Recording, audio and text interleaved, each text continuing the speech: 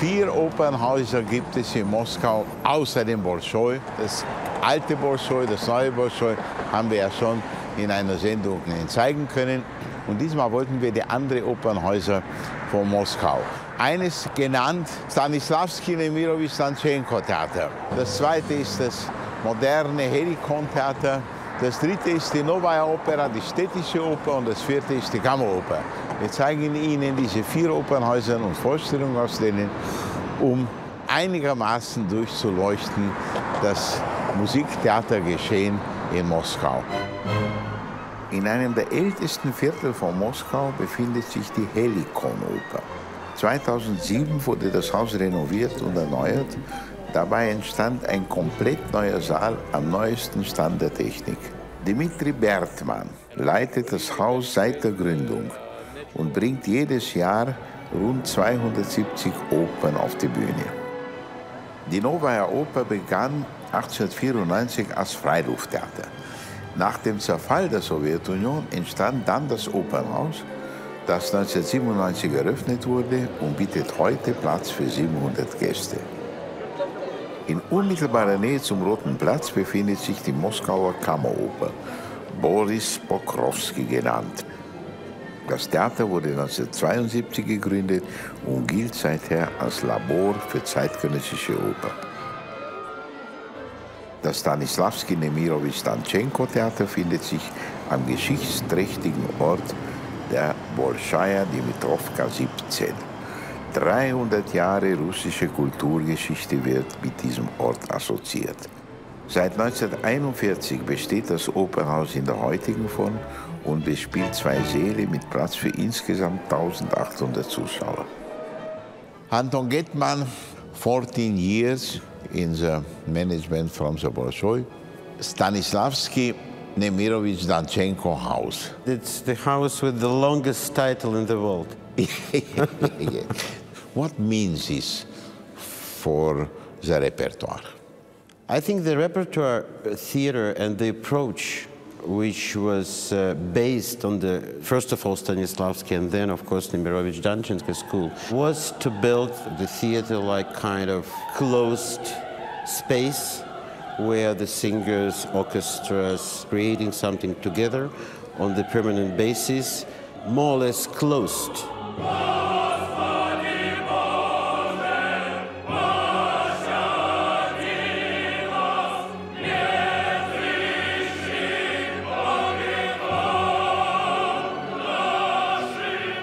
I think the spirit of art really exists here. I feel it because I joined the theater just about 13 months ago, and I immediately get to feel this atmosphere, this kind of very special smell.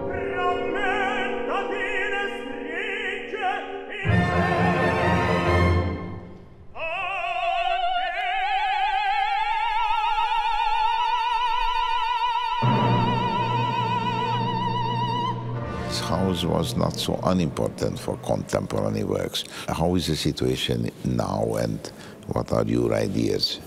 I think this theater was always a little bit more brave. One of our mission, which we agreed all together, is to commission new operas. This idea works very well with the idea of the stage-directed theater. Most of them are getting a little bit boring. Then we are saying, please come and make another Macbeth or another Othello or whatever. Of course they will do, but when they're listening the idea about the commissioning of the new opera, and they're talking about the possibility of the new story, their eyes are burning very completely different.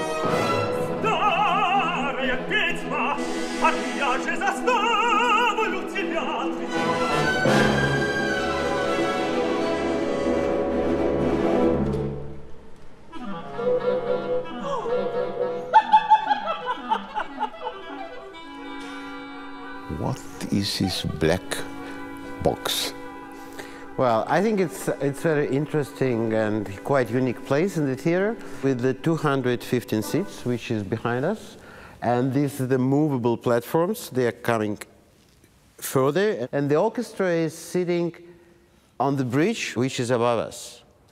The orchestra pit means here is the orchestra bridge.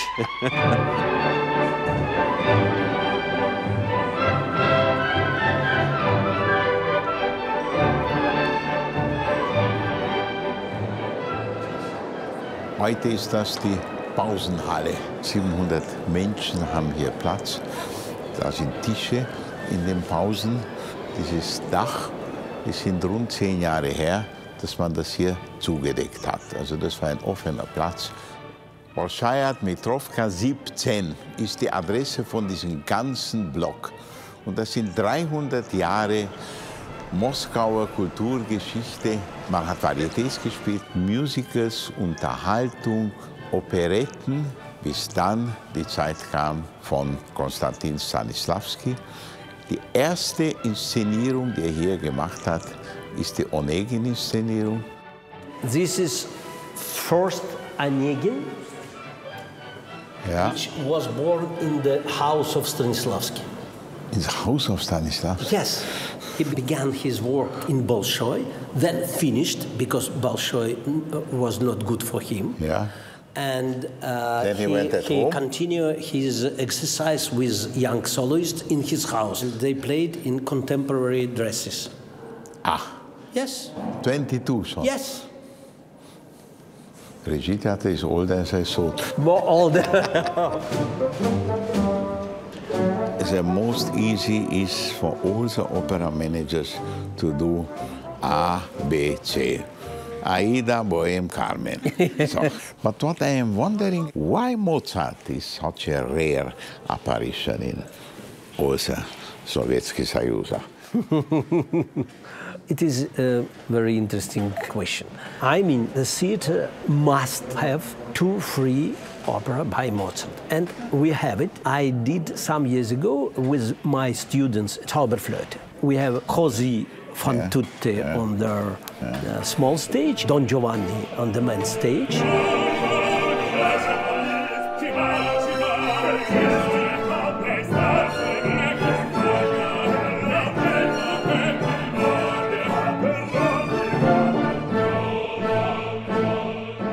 Now they are preparing the stage for Carmen. You play all in original or you play all in Russian? Original. And Carmen is your production? Yes. When was premiere from Carmen? Oh, long time ago, 1999.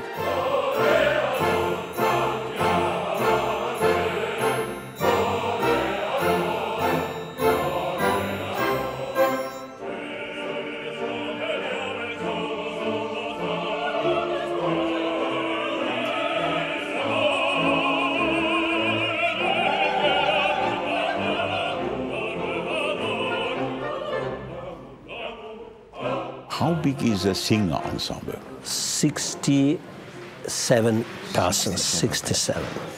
And you can cast all with your ensemble?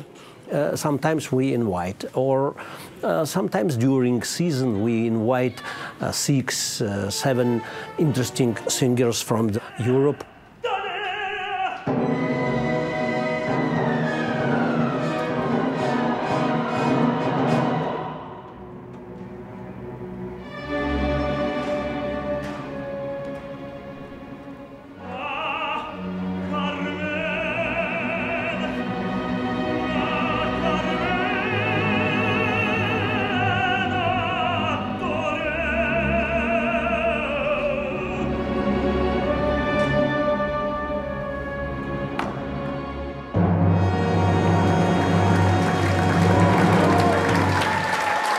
Eine spannende Carmen-Vorstellung.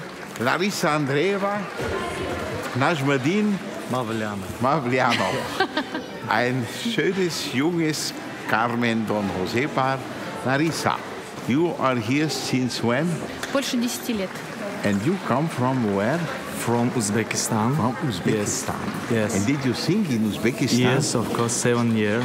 They have open house in Uzbekistan. Yes, yes, we have, yes, very good open house. Very good open house in Uzbekistan. And you sing here, and you guest where? Mariinsky, Большой, Covent Garden. Achtung, Mariinsky, 1, Bolshoi, 2, Covent Garden, Ich wollte nur, dass Sie aus der Nähe, das Traumpaar, sagen wir mal, aber Traumpaare in der Welt sind leider nicht wirklich von dieser Qualität wie die beiden. But you are both member of this ensemble here. Yes, of course. And you stay here. Yes, we live here, stay here, work. And love this theater. Yes, love this theater. Bitte sehr. Was gibt's Schöneres?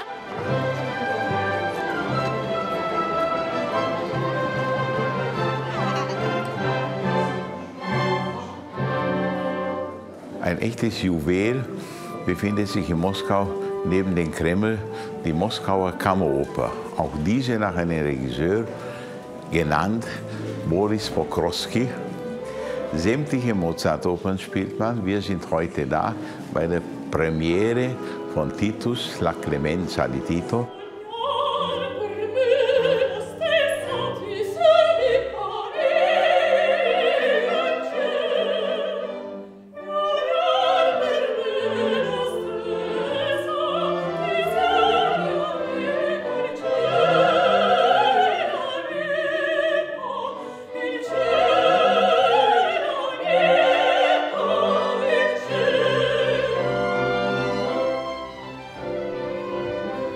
Berühmt geworden ist das Haus vor allem durch Pokrowskis Inszenierung von der schwierigen Oper Die Nase.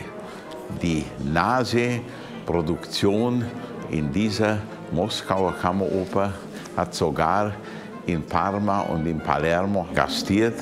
Bis heute spielt man noch immer diese Nase-Inszenierung. Es gibt keinen Regisseur in der ganzen Welt mit annähernd jener Wichtigkeit, jener Anerkennung, jener Respekt wie russische Regisseure von Stanislavski bis Pokrowski. Und es wird auch die Zeit kommen, wo man für Tschernjachow hier in Russland eine Statue machen wird.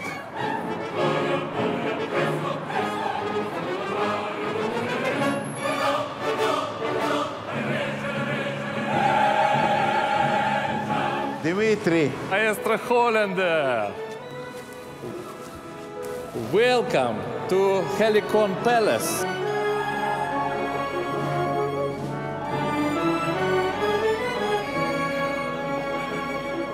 Now, Dimitri, you have here an ensemble. I believe for ensemble opera because we have a lot of possibilities with ensemble because I try to find singers who can act. We have unique chorus. All of them have education choir conductors. They are incredible musicians. They are very beautiful, young, and they have a lot of training for stage movement, for acrobatic also. 3 times a week they have lessons.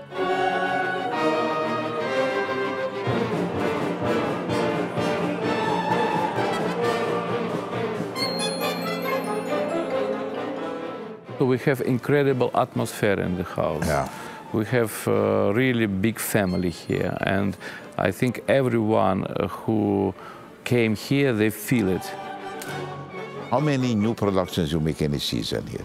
4. I do 2, sometimes 1. Last season was 2 productions. It was Trovatore and Turandot.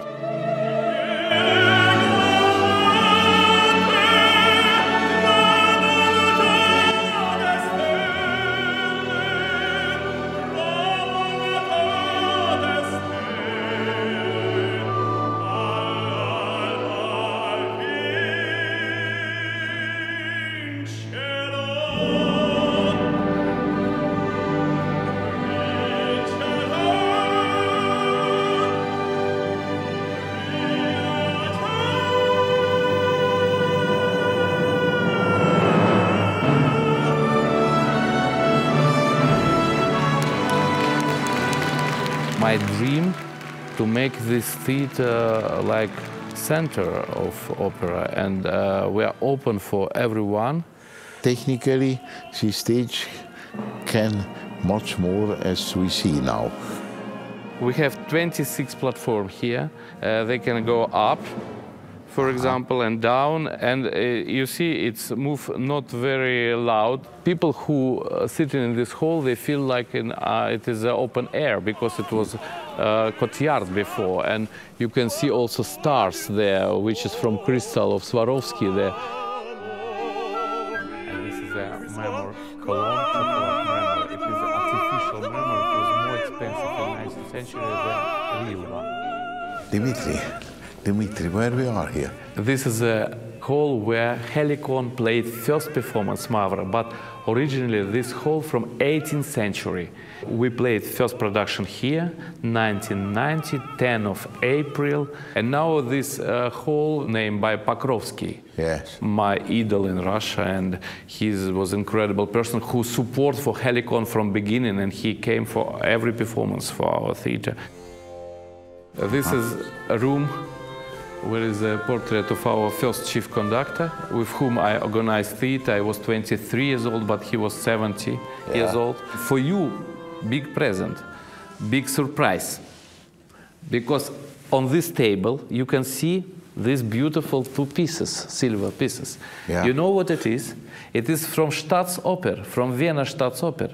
When Hitler came, they changed design of all theaters, and it was 12 there. Yeah. And after they sale for different auction, and 2 we have it here in Helikon. This is our part of your heart.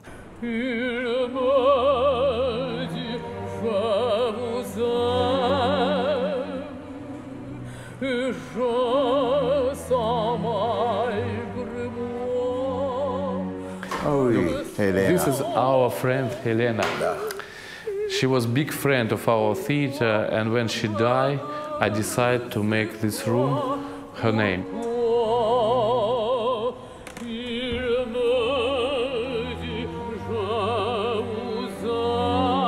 Das ist wirklich kein Museum, das ist lebende Vergangenheit.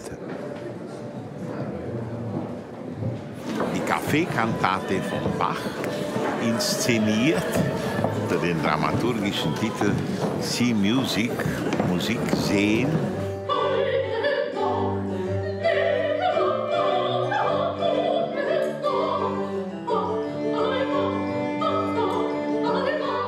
Eine inszenierte Bach-Kantate, wo man auch dem Publikum dann Kaffee serviert. Nicht zufällig ist der Meindl drauf. Ich bin nicht unfroh, dass ich dabei war. Das hätten wir nirgends in der Welt sonst sehen können.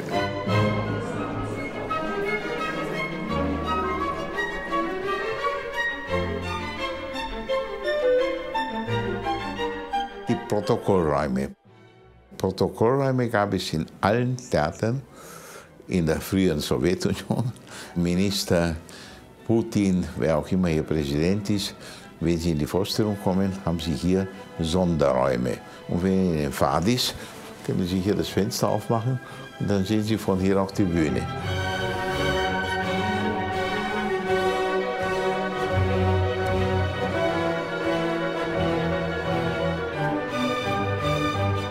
Man glaubt, wenn ich hier herunterschreite, komme ich von irgendeinem berühmten barocken oder modernen Sitzungssaal.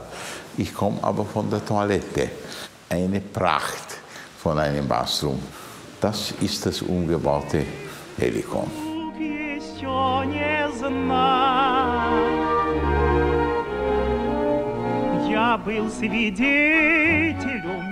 Dimitri, Yes, gehst du da? I'm here. This is Stanislavski With director of Belgian opera, Pekin Opera. die Kommandozentrale von allen. Dimitri, spasiba. Thank you. Thank you.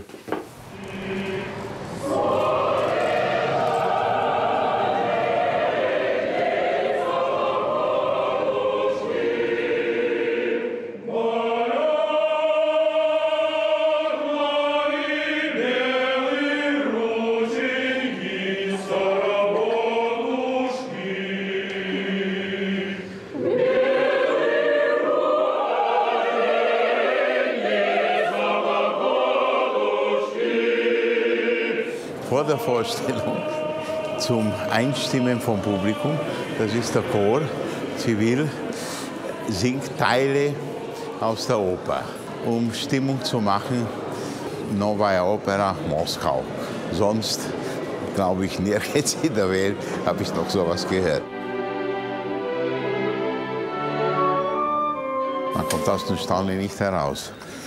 Gehe ich in den Zuschauerraum und da probt man auf der Bühne vor das Orchester. 35 Minuten vor Beginn der Onegin-Vorstellung probt man Onegin mit einer anderen Sängerin für eine nächste Vorstellung. Und das heutige Publikum, das Karten hat, kann das schon sehen. Ich bin neugierig, was wir hier noch alles erleben. Jan Later am König, bekannt an der Wiener Staatsoper, bekannt an der Wiener Volksoper. Wie viele Titel dirigiert Jan Later am König hier so pro Saison? Ich würde sagen, in einer Spielzeit 8 bis 10. Und wie oft spielt er? Also Faust hast du dirigiert hier, nicht? Ja, Gounod's das haben wir vor einem Jahr die Premiere gehabt.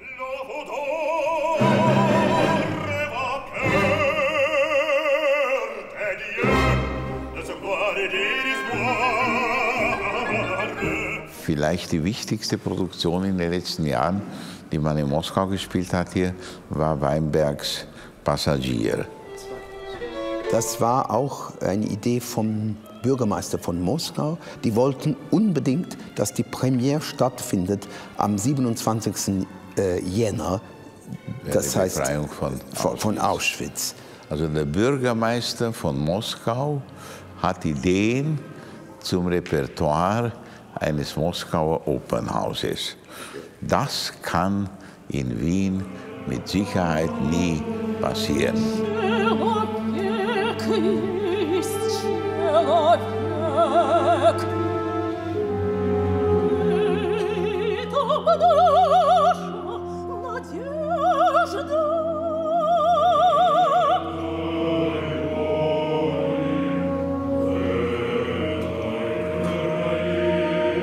Im Westen, mit wem immer ich spreche, von Theaterleitern, spricht man sofort, wir haben nicht genug Geld. Das habe ich in Moskau noch nie gehört. Natürlich, wir haben wie alle Theater Geldprobleme, aber es ist nicht nur Arbeit, das ist ein Leben für diese Leute.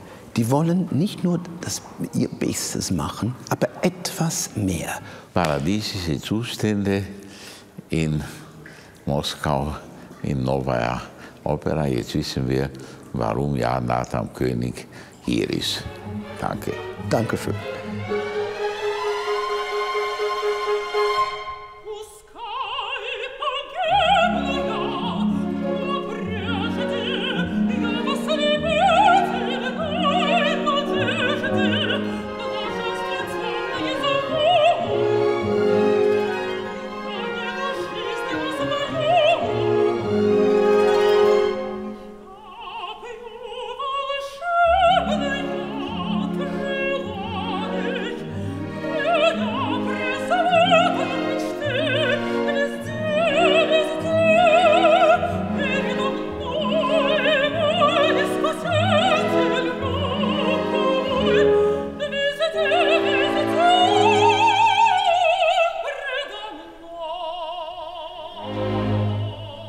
Eine super Aufführung, eine wunderbare Tatjana, unglaublich intensiv. Bis jetzt das Beste, was ich hier gehört habe.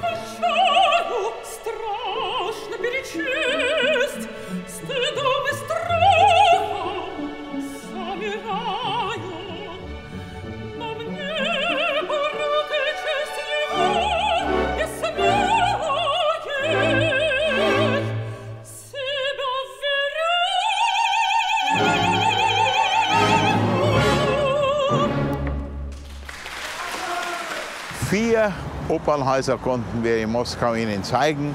Bei der Statue von diesen Ikonen der Oper, Stanislavski und Emirovic Danchenko, verabschiede ich mich aus dieser Stadt, wo die Vergangenheit in der Gegenwart hereingeht, wo man eine Modernität sucht, aber auch die Tradition beibehalten will.